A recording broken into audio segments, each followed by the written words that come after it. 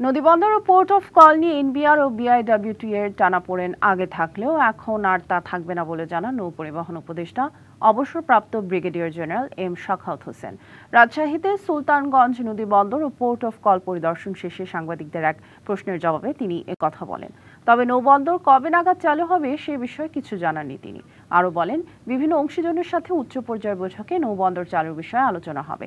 এছাড়াও নদীর নাব্য সংকট নিরসনে পররাষ্ট্র মন্ত্রণালয়ের মাধ্যমে ভারতের সাথে সমন্বয় করা হবে বলেও জানান তিনি। এর আগে বন্দর নিয়ে ব্যবসায়ী ও স্থানীয়দের সাথে এক মতবিনিময়ের আয়োজন করা হয়।